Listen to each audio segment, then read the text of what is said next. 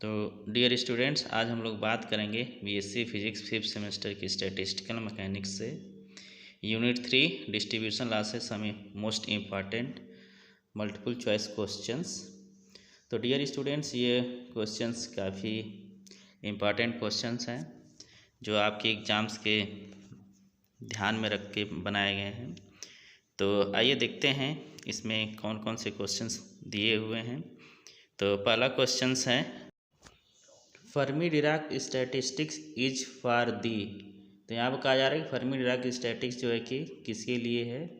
तो option A है distinguishable particle, option B है सिमेट्रिकल पार्टिकल, ऑप्शन सी है particles with half integral spin and option D है particle with integral spins. तो Fermi Dirac statics जो होती है ये एप्लीकेबल होती है ऐसे पार्टिकल्स पर जिनकी स्पिन्स क्या होती है, हाफ इंटीग्रल होती है। यानी ऑप्शन सी जो होगा इसका क्या होगा, राइट आंसर। क्वेश्चन 2 है the difference between fermions and bosons is that boson do not obey. तो यहाँ कहा जा रहा है कि फर्मियान्स और बोसॉन्स में कौन सा डिफरेंस होता है जो बोसॉन्स अप्लीकेबल नहीं करता है या वो जो ओबे नहीं करता है। ऑप्शन ए है अफबाउ प्रिंसिपल, ऑप्शन बी है Pauli exclusion principle, option C है Hund's rule of maximum multiplicity, option D है हाइजेनबर्ग्स अनसर्टेनिटी प्रिंसिपल। तो डियर स्टूडेंट्स, बोसॉन्स जो होता है ये पॉली एक्सक्लूजन प्रिंसिपल को फॉलो नहीं करता है, बाकी सारे लॉज को क्या करता है, ये फॉलो करता है। यानी ऑप्शन बी जो होगा इसका क्या होगा, राइट आंसर होगा। तो ये देखते हैं next question. Question 3 the wave function of fermions is not. Wave function जो है फर्मियान्स का वो इसमें से कौन सा नहीं है। ऑप्शन ए में है कंटिन्यूअस, ऑप्शन बी है सिंगल वैल्यूड, ऑप्शन सी है सिमेट्रिक एंड ऑप्शन डी है डिफरेंशिएबल। तो यहाँ फर्मियान्स का जो वेव फंक्शंस होता है यह जो है कि कंटिन्यूअस भी होता है, सिंगल वैल्यूड भी होता है और डिफरेंशिएबल होता है, और ये जो नहीं होता वो है सिमेट्रिक। तो फर्मियान्स का जो वेव फंक्शन होता है वो सिमेट्रिक नहीं होता है, बल्कि क्या होता है, एंटी सिमेट्रिक होता है। यानी ऑप्शन सी जो होगा इसका क्या होगा, राइट आंसर होगा। Question 4 Fermi Dirac statics can not be applied to. तो फर्मी डिराक स्टैटिक्स कहाँ पर अप्लाई नहीं किया जा सकता है। ऑप्शन ए है electrons, option B photons, option C fermions या फिर ऑप्शन डी प्रोटॉन्स। तो डियर स्टूडेंट, जो फर्मी डिराक स्टैटिस्टिक्स होती है हाफ इंटीग्रल स्पिन्स वाले पार्टिकल्स पर एप्लीकेबल होती है। तो इलेक्ट्रॉन्स, फर्मियान्स और प्रोटॉन्स जो है ये हाफ इंटीग्रल पार्टिकल्स होते हैं, और फोटॉन्स जो होता है ये इंटीग्रल पार्टिकल्स होता है। यानी फोटॉन्स जो हैं यह फर्मी डिराक स्टैटिस्टिक्स को फॉलो नहीं करते हैं। तो ऑप्शन बी जो होगा इसका क्या होगा, राइट आंसर होगा photons which does not follow Fermi Dirac statistics. अब आइए देखते हैं next question.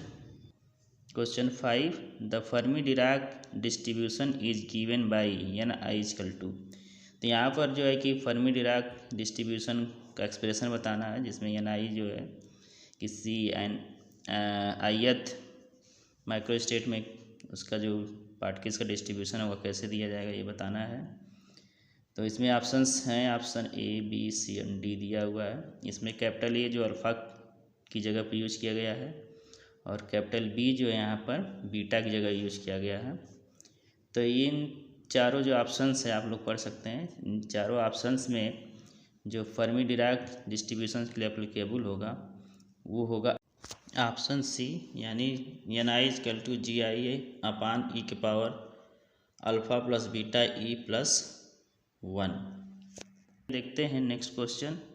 Question 6 the Bose Einstein's distribution is given by N I equal to. तो यहाँ पर बोस-आइंस्टीन डिस्ट्रीब्यूशन जो है के लिए एन आई की वैल्यू क्या होती है। तो यहाँ पर वही ऑप्शंस दिए हुए हैं ए से लेकर के डी तक। तो जो बोस-आइंस्टीन डिस्ट्रीब्यूशंस में एन आई की जो वैल्यू होती है वो होती है option B, N I equal to G I upon E के power alpha plus beta E -1, यानी ऑप्शन बी जो होगा इसका क्या होगा, राइट आंसर होगा। आइए देखते हैं next question. Question 7, the Maxwell Boltzmann distribution is given bye NI = 2। तो यहाँ पर कहा जा रहा है कि मैक्सवेल बोल्ट्जमैन डिस्ट्रीब्यूशन के लिए जो NI की वैल्यू होती है वो किस एक्सप्रेशन से दी जाती है। तो यहाँ पर ऑप्शंस दिए हैं, option A, option B, option C and option D, जो कि प्रीवियस क्वेश्चंस के ऑप्शंस हैं। तो इसमें जो राइट आंसर होगा मैक्सवेल बोल्ट्जमैन डिस्ट्रीब्यूशन लॉ के लिए वो होगा option A, that is NI = होगा GI/E⁴ + βE। तो इसका मतलब ऑप्शन ए इसका क्या होगा, राइट आंसर होगा। तो आइए देखते हैं हम next question. Question 8, the wave function of bosons is not. तो यहाँ पर कहा जा रहा है कि वेव फंक्शन जो होगा बोसान्स का वो नहीं होता है। इन जो ऑप्शंस दिए हैं ऑप्शन 4 में से इन ऑप्शनों में से कौन सा नहीं होगा। ऑप्शन ए है कंटिन्यूस नहीं होगा, या फिर ऑप्शन बी है सिंगल वैल्यूड नहीं होगा, या ऑप्शन सी एंटी सिमेट्रिक नहीं होगा, या फिर ऑप्शन डी है कि ये डिफरेंशिएबल नहीं होगा। तो डियर स्टूडेंट्स, कोई भी वेव फंक्शन है, चाहे वो बोसान्स के लिए हो या फिर फर्मियान्स के लिए हो, वो कंटिन्यूस भी होता है, सिंगल वैल्यूड भी होता है और डिफरेंशिएबल भी होता है। बस डिफरेंस ये है कि वो सिमेट्रिक होगा या फिर एंटी सिमेट्रिक होगा, ये डिपेंड करता है कि वो बोसान्स है या फिर फर्मियान्स है। तो बोसान्स के लिए जो वेव फंक्शंस होता है वो क्या होता है, सिमेट्रिक होता है, और फर्मियान्स के लिए जो होता है वो एंटी सिमेट्रिक होता है। यानी ऑप्शन सी जो होगा इसका क्या होगा, राइट आंसर होगा। जो वेव फंक्शन होगा बोसान्स के लिए वो क्या होगा, एंटी सिमेट्रिक नहीं होगा, यानी क्या होगा, सिमेट्रिक होगा।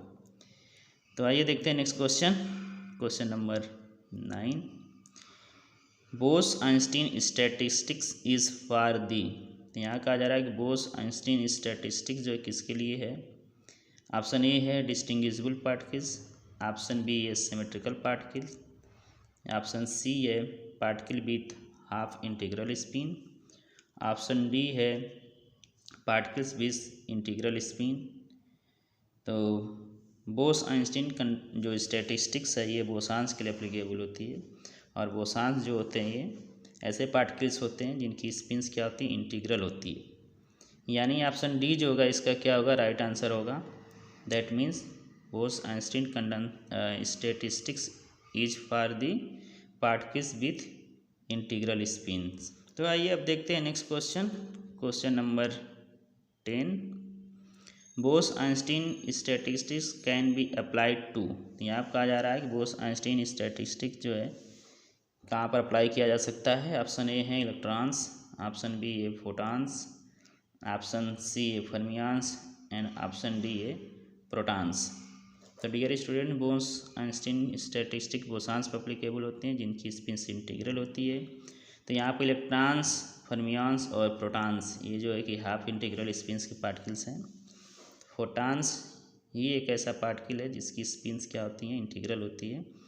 यानी फोटॉन्स पर बोस-आइंस्टीन स्टैटिस्टिक्स को हम क्या कर सकते हैं, अप्लाई कर सकते हैं। तो आइए देखते हैं next question. Question number 11, Maxwell Boltzmann statistics is applied for.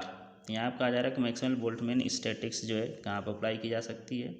Option से option A distinguishable particles, option B indistinguishable particles, option C है particle with half integral spins, और ऑप्शन डी है पार्टिकल्स विथ इंटीग्रल स्पिन्स। तो dear students, Maxwell Boltzmann statistics जो होती है यह डिस्टिंग्विजिबल particles के लिए क्या होती है, एप्लीकेबल होती है। यानी ऑप्शन ए जो होगा इसका क्या होगा, राइट आंसर होगा। तो आइए देखते हैं next question. Question 12, Maxwell Boltzmann statistics can not be applied to. तो यहाँ पर कहा जा रहा है कि मैक्सवेल बोल्ट्जमैन जो स्टैटिस्टिक्स है उसको हम अप्लाई नहीं कर सकते हैं। कहाँ पर अप्लाई नहीं किया जा सकता है। ऑप्शन ए है एटम्स, ऑप्शन बी है मॉलिक्यूल्स, ऑप्शन सी है फोटॉन्स और ऑप्शन डी है लैटिस। तो इसका जो राइट आंसर होगा वो होगा ऑप्शन डी, यानी लैटिस। लैटिस में जो है कि मैक्सवेल बोल्ट्जमैन स्टैटिस्टिक्स अप्लाई नहीं की जा सकती है।